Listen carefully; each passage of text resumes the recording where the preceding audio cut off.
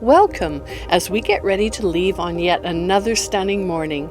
We visited Four Corners yesterday, and we are on the road today to experience the canyons of the ancients at Hovenweep, and then through the majestic Monument Valley and onto the incredible dinosaur tracks that remain today on a natural site from millions of years ago. We will then take it easy in Winslow, Arizona for part 5 of this series, Riding Across America. Just fueling up to head towards Monument Valley and some Puebloan ruins, and this is where we stayed last night at the casino. It was absolutely fabulous. In fact, I would have compared it to as good a stay as the Westin. It was pretty fantastic. Beautiful country, beautiful people.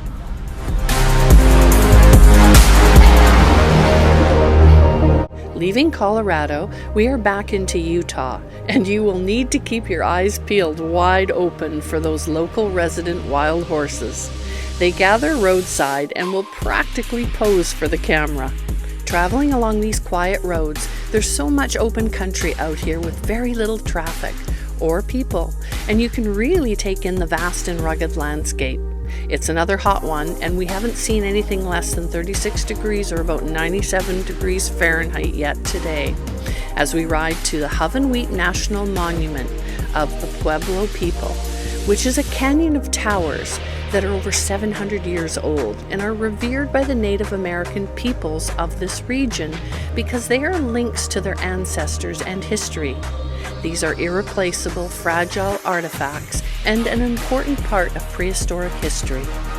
The name Hovenweep means deserted valley, and this settlement was once home to more than 2,500 people in 900 AD.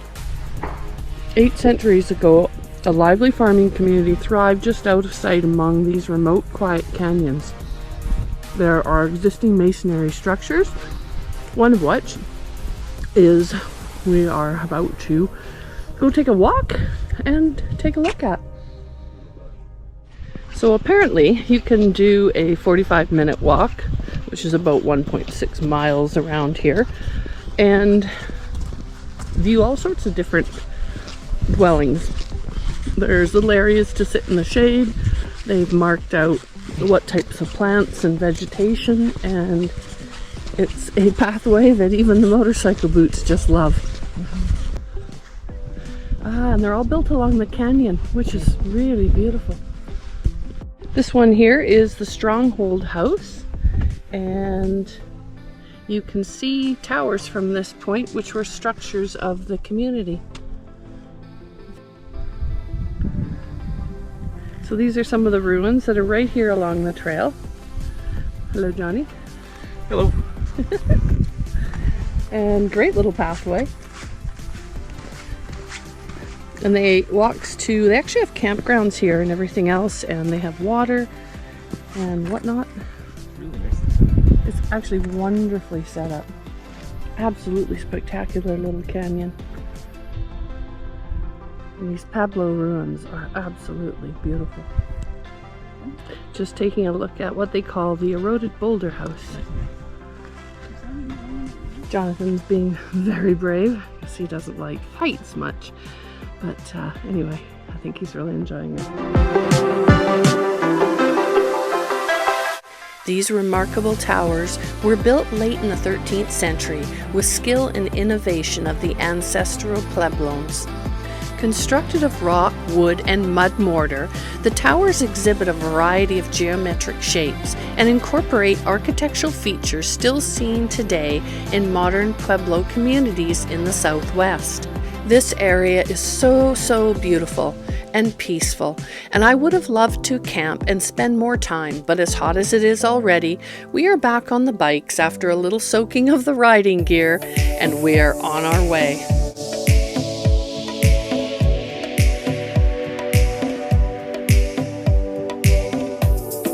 Any chance we get to refill the water bottles, replenish snacks or fuel, we take advantage of and don't wait until the next stop. and I carry a couple small 3-liter bags on the front of the crash bars just for extra water. We also keep the bikes topped off, as there's sometimes many miles between small towns or gas stations that can either be closed, out of fuel, or simply out of business, and it's not always updated on our Google Maps.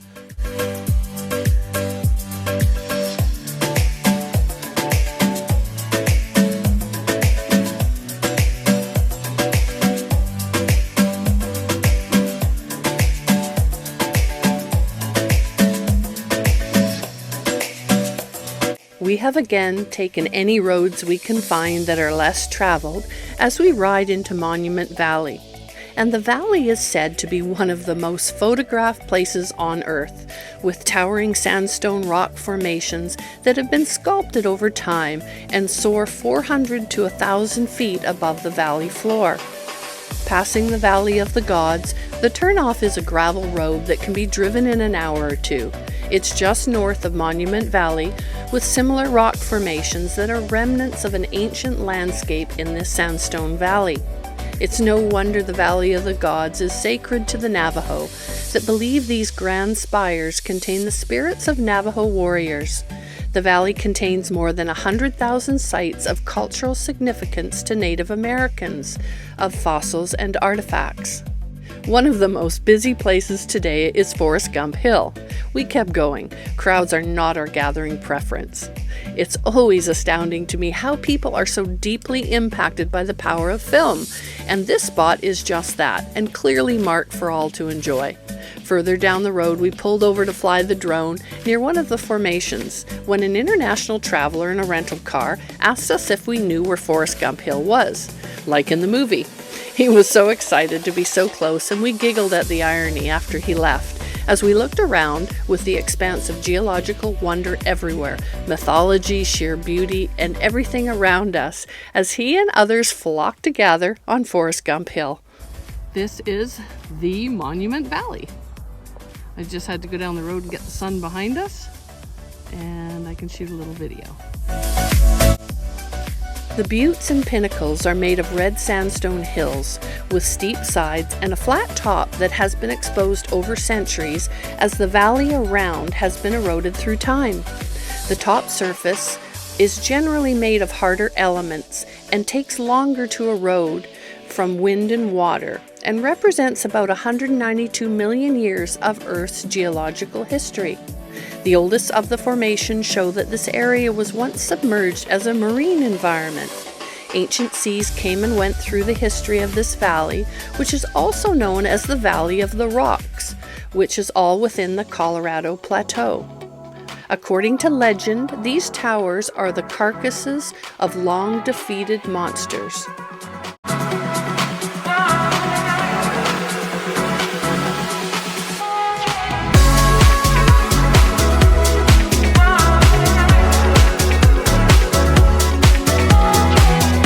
You can get off-road onto a scenic 17-mile loop for a view of these weathered formations.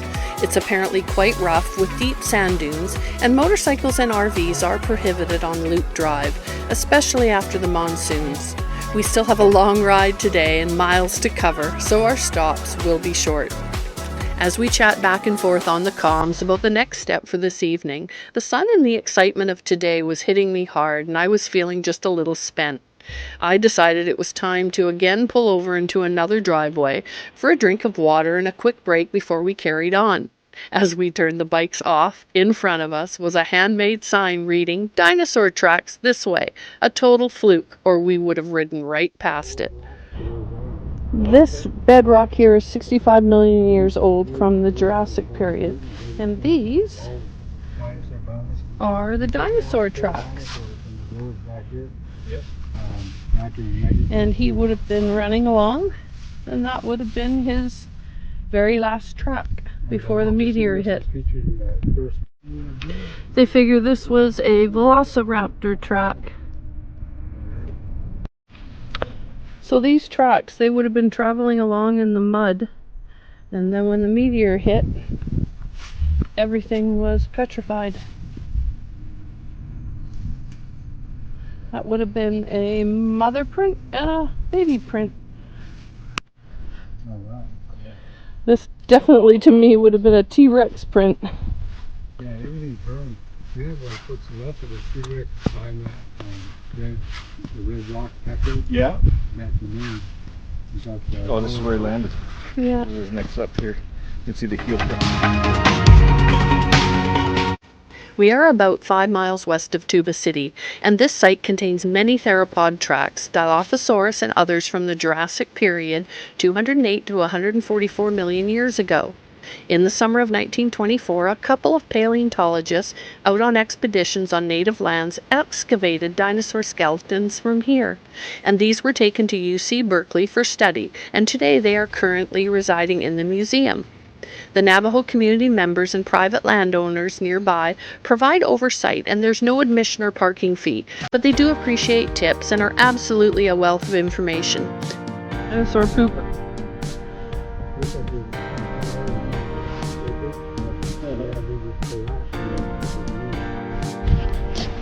So this would be what's left of the dinosaur eggs and a nest.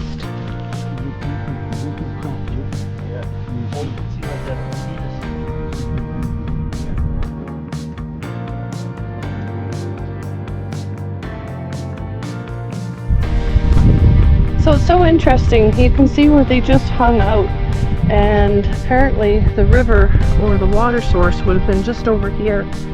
And as nature takes the dirt away, more and more is exposed. Down towards where we were, where the eggs were, there was a nesting area, and very evidently a litter box area with all the petrified poop. It's fascinating.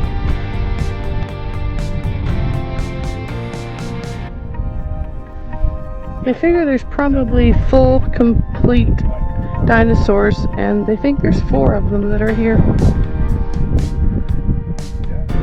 Just introducing you to Michael. He's been our fabulous tour guide of the Navajo band, and this has been great. All right. The Navajo guide took us through the petrified tracks, the skeletal remains, and it was completely amazing.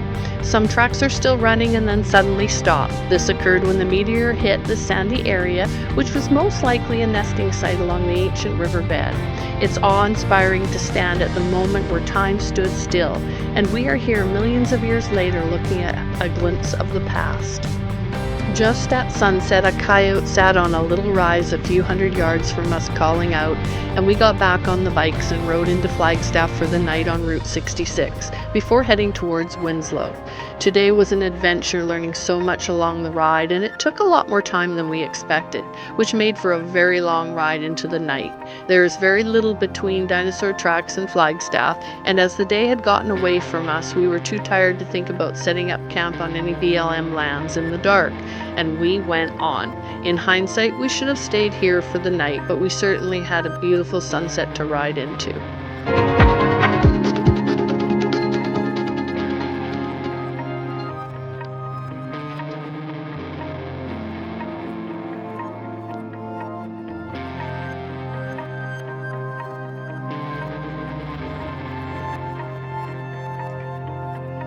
Thanking the stars for a good night's sleep, we traveled through the Coconino National Forest, which is described as the land of many uses. It contains diverse landscapes of over 1 million acres of land with elevations ranging from 2,600 feet to over 12,000 feet.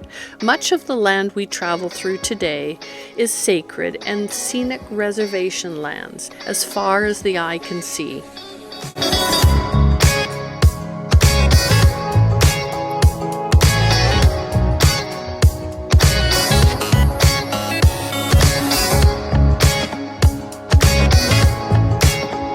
Bird Springs is the chapter land divided by the Little Colorado River, which flows generally in a northwesterly direction.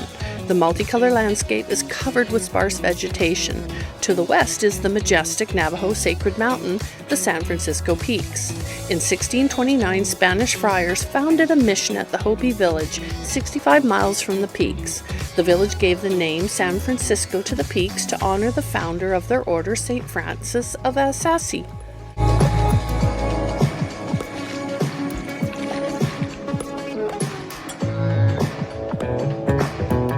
As we turned towards Winslow, we had a second thought of making a left turn to Albuquerque, New Mexico. But today we will continue on our plan as we seem to keep zigzagging across this expansive country on a side route we discover along the way. We really do want to see Tombstone, and the goal is to get to Bisbee and ride part of the Arizona BDR. Sitting on the corner in Winslow, Arizona. Literally just had a coffee.